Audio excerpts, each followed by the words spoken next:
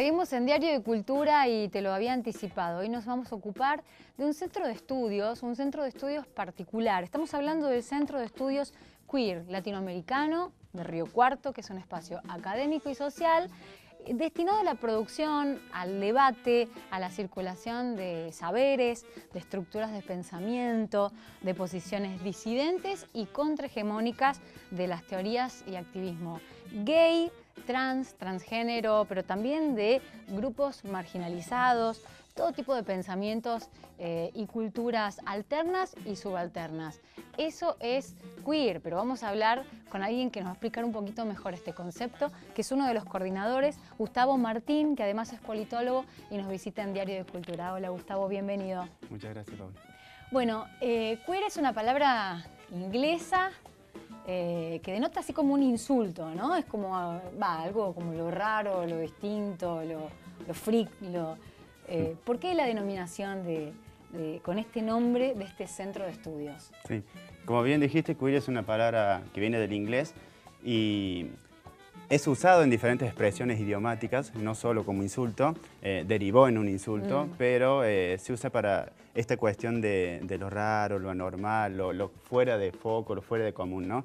A partir de 1900 y en mediados de los 50, los 60, 70 principalmente, se empieza a utilizar como un concepto peyorativo y como un concepto de insulto, ¿no? Para estigmatizar a personas homosexuales, gays, y no solo de diversidad sexual, sino también a toda aquella persona que no coincida con los cánones de hombre-mujer, desde una mujer marimacho, ¿no? Por decir así, o también un negro homosexual, ¿no?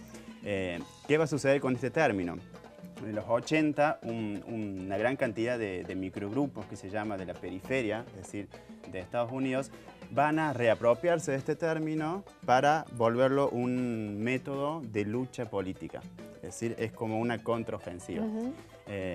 Yo a veces digo, bueno, por ejemplo, hay una historia de Buda, ¿no? Donde viene un maestro que le insulta, porque supuestamente Buda le sacó a sus discípulos, ¿no? Y lo empieza a insultar, y le insulta, le insulta.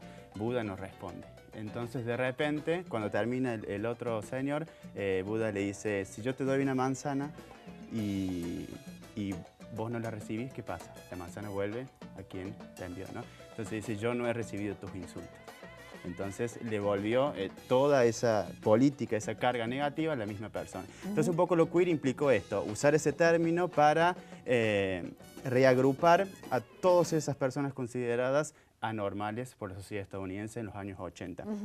El término teoría queer o queer theory en inglés va a ser utilizado por primera vez por una teoría que se llama Teresa de Lauretis en 1991, que va a decir, estamos hablando de nuevas prácticas subjetivas que se oponen a la política de identificación, ¿no?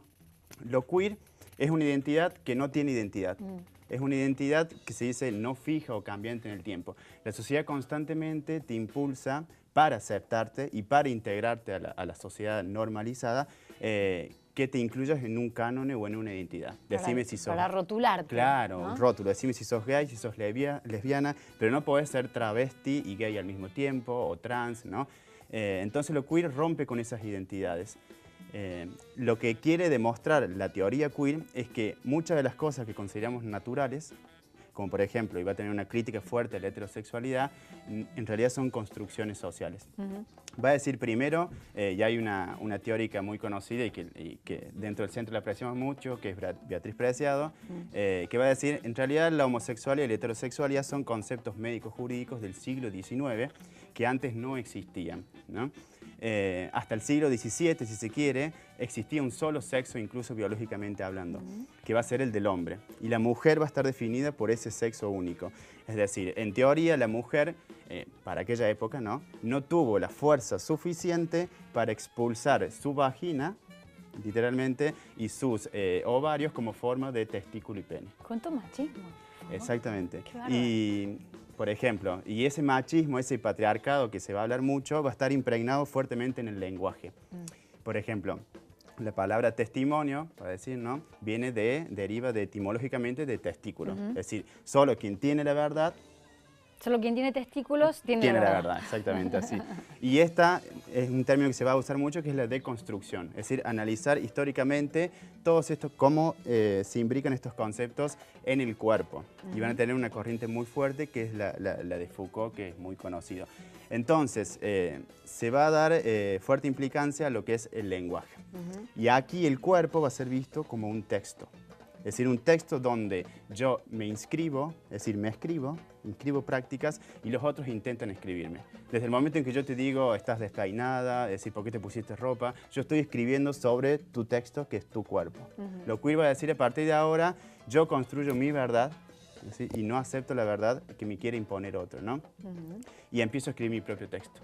Y ahí va a surgir el travestismo, lo trans, ¿no? Esto de modificar constantemente. Y va a decir principalmente la teoría queer que no existe nada natural. Va a cuestionar incluso lo que es considerado varón y mujer, ¿no? Muchas teorías del género van a decir, en realidad lo femenino y lo masculino son construcciones culturales. Es decir, automáticamente, si una persona tiene pene, es considerado un hombre y por lo tanto tiene que mantener la casa, tiene que salir afuera, tiene que gustarle el fútbol, gustarle los autos, ¿no? Si una persona tiene una vagina, automáticamente se convierte en femenina. Tiene que ser ama de casa, tiene que dedicarse a los hijos, tiene que ser servicial, tiene que ser sumisa, ¿no? Sí, por suerte ya no es tan así, me parece, por suerte. Queda mucho todavía por aprender y por luchar. Pero creo que también está el hecho de que trascienda el género en sí, o sea, lo hombre, lo mujer, lo trans, que trascienda como sujeto, o sea, más allá del rótulo, ¿no? Sí, sí. Y a eso es lo que va a auspiciar lo queer específicamente, ¿no? Va a decir, está bien, eso es una construcción cultural, lo femenino y lo masculino, porque tenemos sociedades matriarcales, donde la mujer era la que iba a la guerra, donde el hombre era el que se maquillaba, donde el hombre era el que se quedaba en la casa, ¿no? Pero lo queer va a decir, en realidad el hombre y la mujer también son construcciones sociales, porque el cuerpo es plástico, es decir, no existe nada natural. La sociedad constantemente premia o castiga la concepción que tiene de hombre y de mujer correcta, ¿no? Como lo normal. Si vos ¿Qué no es llegás, la normalidad? ¿qué es la ¿Según normalidad? quién? Y eso va a ser muy crítico, ¿no?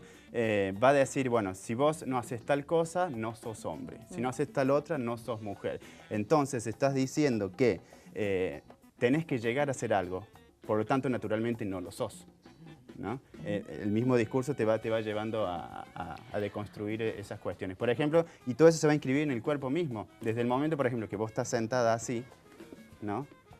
Clásico ejemplo de feminidad, y el hombre así o sentado con las piernas ahí, ¿no? Eso implica diferentes imposiciones sobre el cuerpo. Esto, por ejemplo, significa utilizar un menor espacio. Es decir, la mujer ocupa menos espacio y es el espacio privado de la casa, ¿no? El hombre necesita ocupar más espacio, que es el espacio público. Ah, mira, qué buena Así lectura. diferentes cuestiones que se van metiendo en el cuerpo y que por eso va a ser difícil después. Yo hubiese dicho que no nos dejaban abrir las piernas para no mostrar la vagina. También por viene ejemplo. eso. Es que un poco en realidad la teoría queer va a decir, la heterosexualidad nace al servicio del capitalismo. Es decir, en un momento la sociedad occidental constantemente polariza conceptos. Hombre, mujer, cultura, naturaleza, blanco, negro, cielo, infierno, y levanta uno oprimiendo al otro. Es decir, naturalmente nos gusta más el cielo que el infierno, nos gusta más lo blanco que lo negro, el hombre que la mujer, ¿no? Es decir, existe esa polaridad y que la ciencia misma lo va a promover para oprimir a un bando. Entonces, el capitalismo va a necesitar que exista la mujer y el hombre, justamente para oprimir a la mujer, y que va a generar un dinero para el hombre que no va a tener rédito económico. La mujer nunca va a ser pagada por todo lo que hace en la casa, ¿no? Entonces, a partir de ahí, el capitalismo lo que va a hacer es concentrar, como hace en lo económico, concentrar el poder en un sector. Es decir, históricamente el capitalismo se concentró su dinero, todo su capital en ciertas personas, ¿no? Hoy por hoy se ve que el 20%, 5% de la población del mundo concentra 80% de la riqueza, ¿no? Lo mismo va a hacer con el cuerpo, va a concentrar el placer en una zona, que va a ser la zona genital, ¿no? Y a partir de ahí va a generar ciertos tabúes. Es decir, de esta zona no se puede hablar.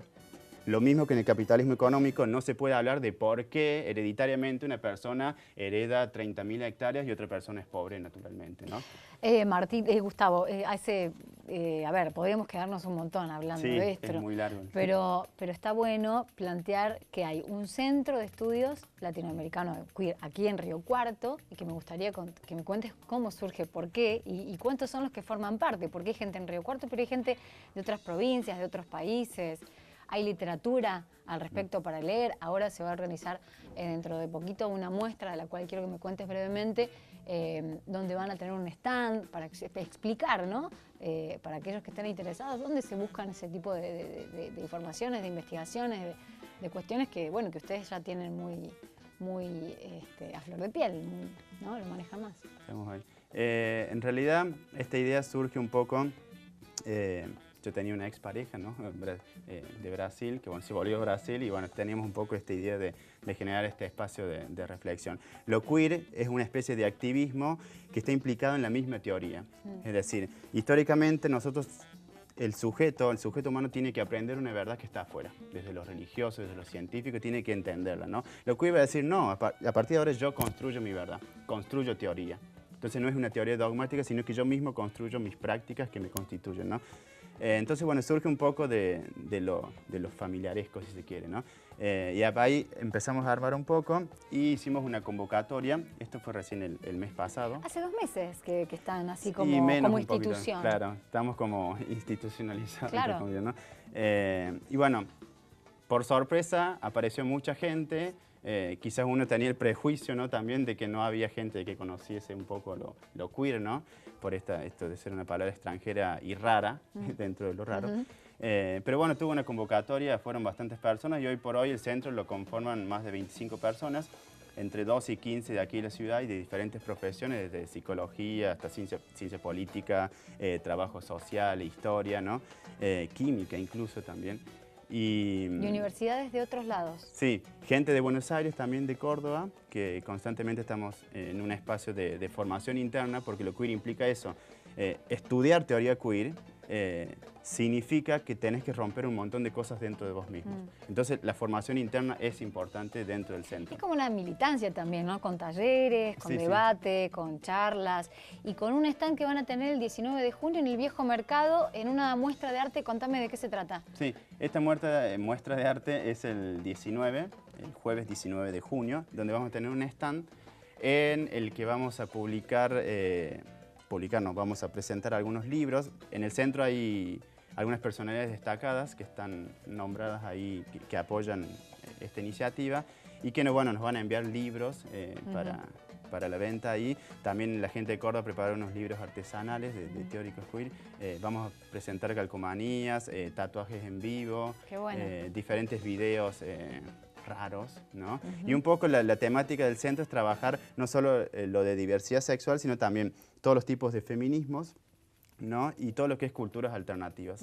Es decir, todo aquello que históricamente fue oprimido, la idea es darle visibilidad y por eso consideramos de que es un paso importante y militante tanto desde la ciencia como para la sociedad misma.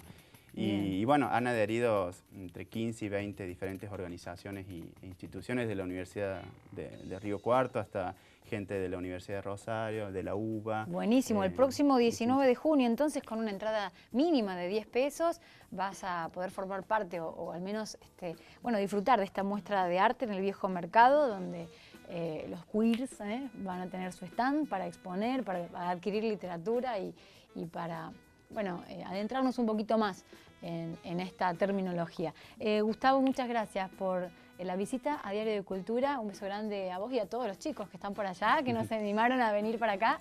Y adelante. Muchas gracias por formar parte de Diario de Cultura. Muchas gracias por darnos este espacio. Nos vamos a una tanda y ya regresamos con más.